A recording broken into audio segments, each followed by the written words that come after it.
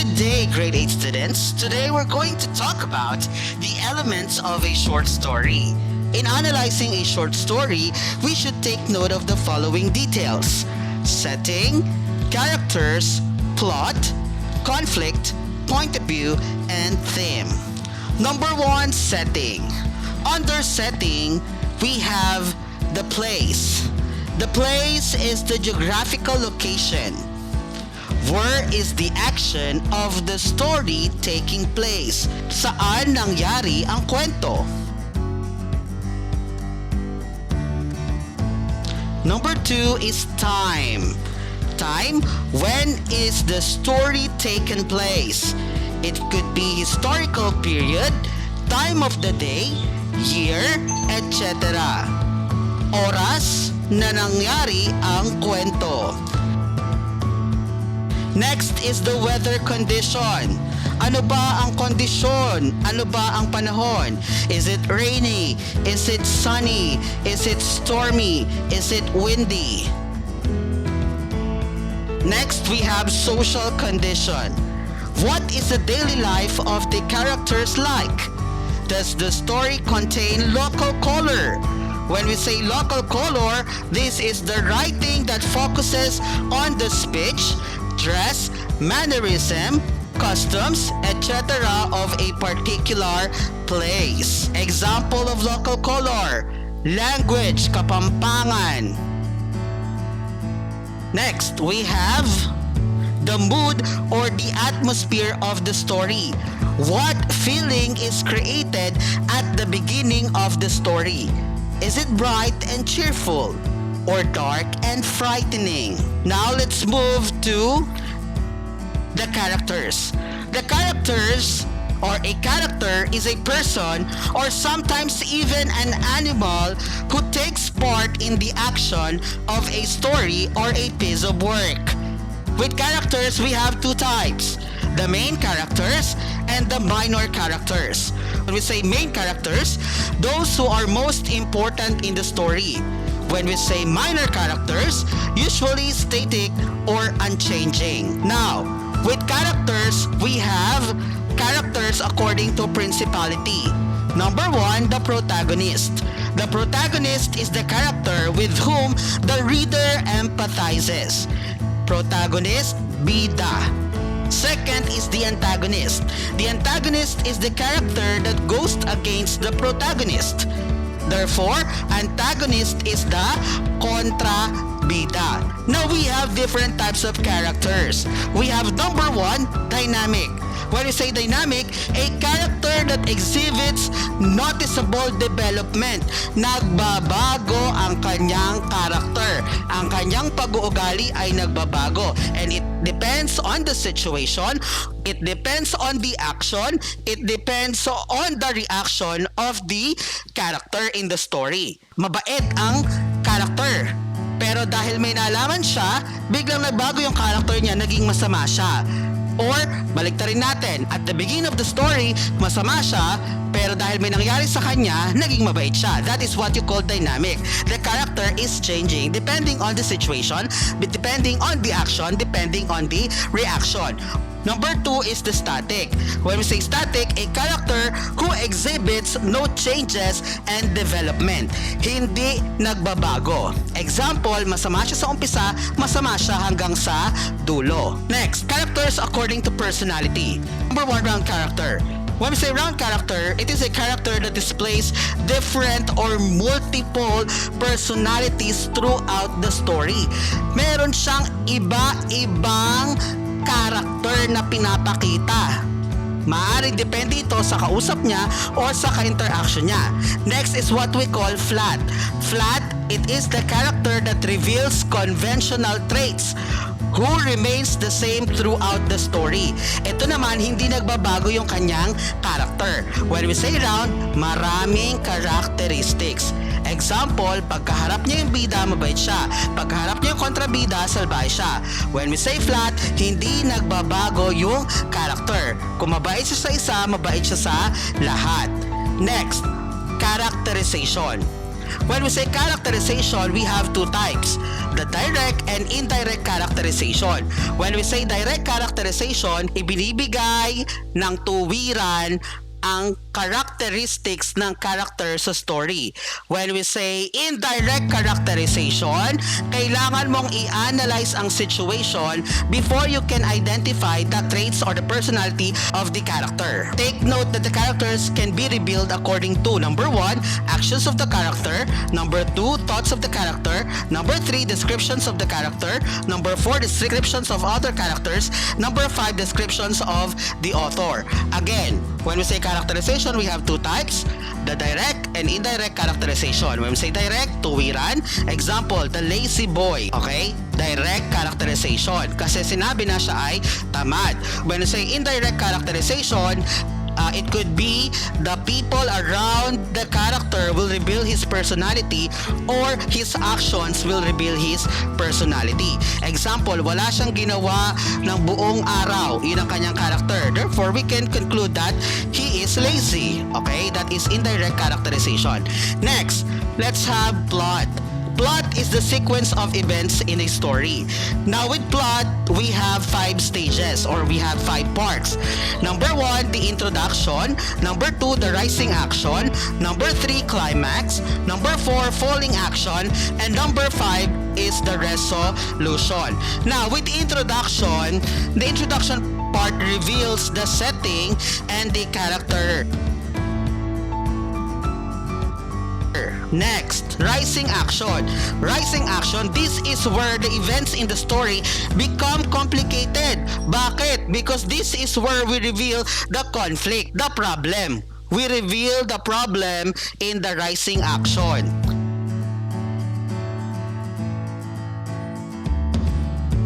Climax, it is the highest point of interest. Ito ang pinaka-panapanabik na parte ng kwento. Falling action, the events and complications begin to resolve themselves. Unti-unti nare-resolve na ang problema. And when we say resolution, this is the final outcome. Okay? So again, plot, we have the exposition. Nandito ang characters and settings. Rising action, nandito ang conflict or problem. Climax, nandito ang pinakakapanapanabik na pangyayari. Falling action, the problems are starting to resolve. And the resolution, this is the ending. Now, nabanggit ko kanina yung conflict. With conflict, we have 2 types of conflict, okay? So again, when we say conflict, it is the problem. 2 major types of conflict are number 1, external, and number 2, internal. When we say external, it is a struggle with a force outside oneself. Example, Batman versus Superman, Mara versus Clara, tao sa tao, hayop sa hayop, robot sa another robot. That is what we call external conflict. Meron siyang kalaban. When we say internal conflict, a struggle within oneself. A person must make some decision, overcome pain, quiet their temper, resist an urge, etc. When we say internal, ang struggle or ang problem ay nasa loob mismo ng tao. Example, bibili ba ako ng iPhone o ng bagong kamerang maganda? That is what you call internal conflict. Bakit? Kasi ang kalaban mo, sarili mo na. Again, internal conflict sa loob, external conflict sa labas. We have different types of external conflict. Number 1 is man versus man. When we say man versus man, it is a type of conflict where one character in the story has a problem with one or more of the other characters in the story. Example of man versus man, Mara versus Clara. When we say man versus man, it does not necessarily mean na tao lang ang magkakalaban. It could also be an animal. Example, fables, di ba? We have animal characters, the monkey versus the turtle, okay? That is also what we call man versus man. Kasi kapareho niya, yung kalaban niya, okay? Next, when we say man versus society, ibig sabihin ang kalaban niya na mas malaki. It is a type of conflict where a character has a conflict or problem with some element of society. Example, the school, the law, the accepted way of doings, and so on and so forth. Example, a person fighting corruption in the government. That is man versus society. Ang tao ito ayaw niya ng korupsyon, pero ang lahat ng tao nakapaligid sa kanya gusto ng korupsyon. That is what we call man versus the society. Another example, if you are familiar with the story The Hunchback of Notre Dame, that is also man versus society. Why? Quasimodo versus the society. Bakit naging siya man versus society? Kasi ayaw nila kay Quasimodo. Next, man versus nature. A type of conflict where a character has a problem with some natural happening. Example, snowstorm, typhoon, avalanche, bitter cold, or any elements common to nature. Example of story with man versus the nature. We have San Andreas. What else? We have The Day After Tomorrow. That is also an example of man versus nature. Next, we have man versus supernatural being. It means to say that the antagonist in the story is way stronger than the protagonist in the story. Again, the antagonist is way stronger, way powerful than the protagonist in the story. Example of man versus supernatural being. Example, the Jurassic Park, the Gremlins, the Predator. Okay, those are examples of man versus supernatural being. Next, we have the internal conflict. We only have one example of internal conflict, and that is man versus self.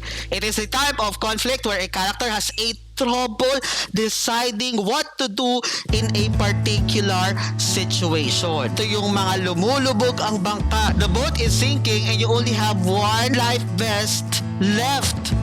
Okay, kanino mo ibibigay yung life vest? Sa'yo ba o sa nanay mo? Or sa'yo ba or sa tatay mo? O kanino bang importante kasama mo? That is what you call internal conflict, man versus self. Next, we have point of view. Okay? So when we say point of view, class, this is the angle from which the story is told. Ito yung anggulo sa kung paano ikunuwento ang kwento. So we have different types of point of views. Number one, we have the first person point of view. Number two, the stream of consciousness. And number three is the third person omniscient. Okay, let's start with first person point of view. The story is told by the protagonist himself, or one of the characters who interacts closely with the protagonist or other characters. Usually, we see I, me, we. Okay, those are the pronouns that we see in a story with first person point of view. Okay, next, stream of consciousness. The story is told so that the reader feels as if they are inside the head of one character and knows all their thoughts and reactions. Bakit siya tinawag na stream of consciousness? Kasi we have the idea of what is going on inside the person's head. That is why we call it stream of consciousness. Nakikita natin, nalalaman natin kung ano ba yung tumatakbo sa isipan ng tao. Okay, based on the descriptions given in the story. That is what we call stream of consciousness. Next is the third person omniscient, or the third person point of view. When we say third person, the narrator tells the story from an all-knowing point of view.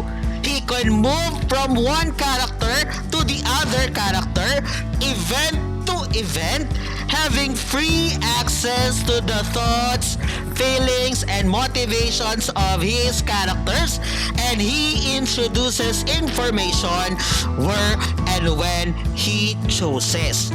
When I say third person point of view, alam niya lahat ang nangyayari. Hindi lang sa isang character, kung hindi sa lahat ng characters.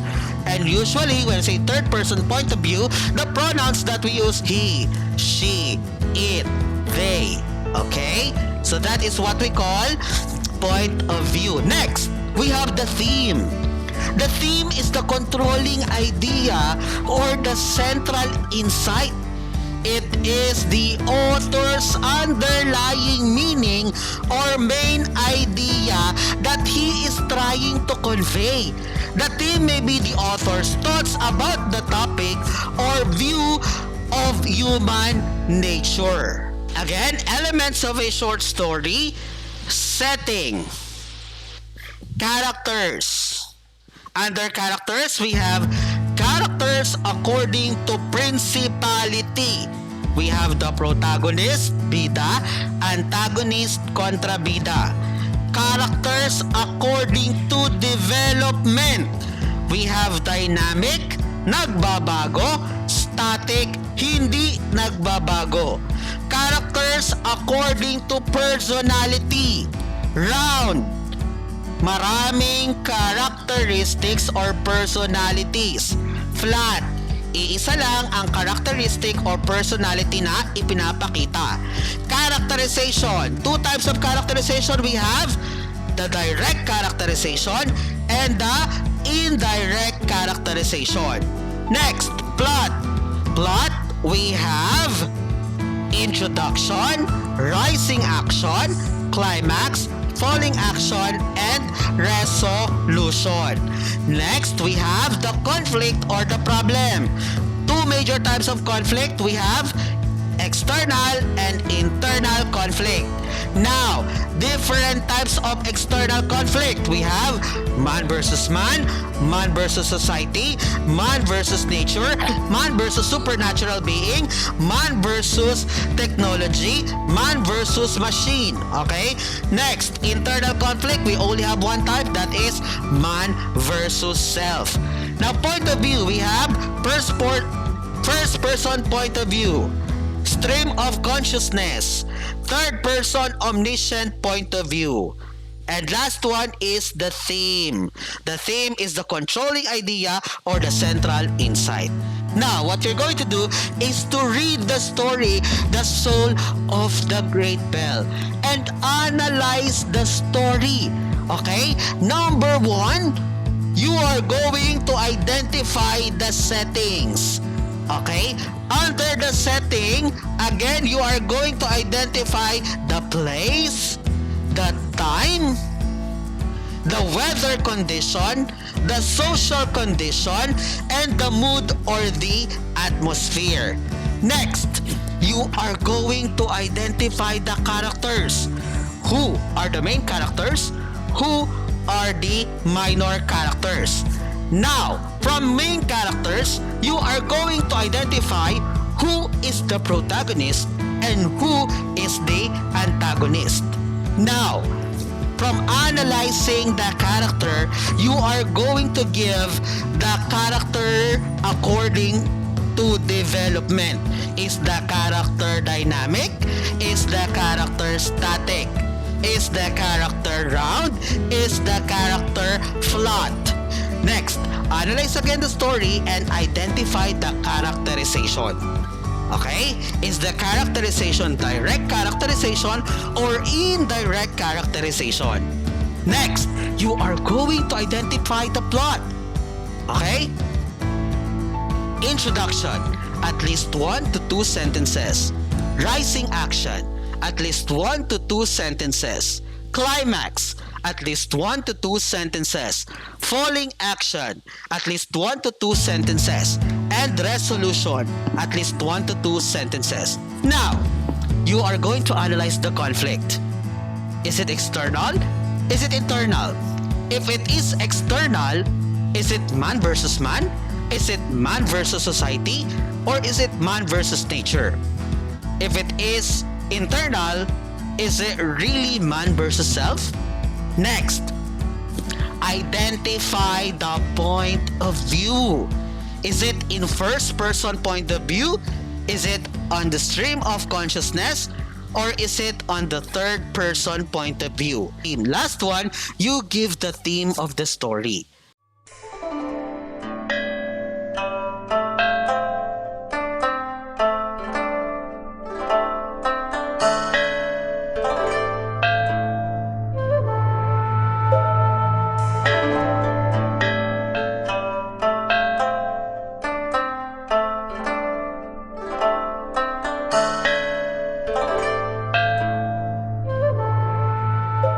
Nearly 500 years ago, the celestial August, the son of the heaven, Yunglo of the illustrious of Ming dynasty, commanded Kowenyu to make a bell. Kowenyu, you are a worthy official. That is why I order you to make a bell, such size that the sound might be heard for 100 li. Yes, my lord. The voice of the bell should be strengthened with brass, and deepened with gold, and sweetened with silver. And the face and its great lips should be graven with blessed saying from the sacred books. It should be placed in the center of the imperial capital. My men and I will strive to fulfill your command.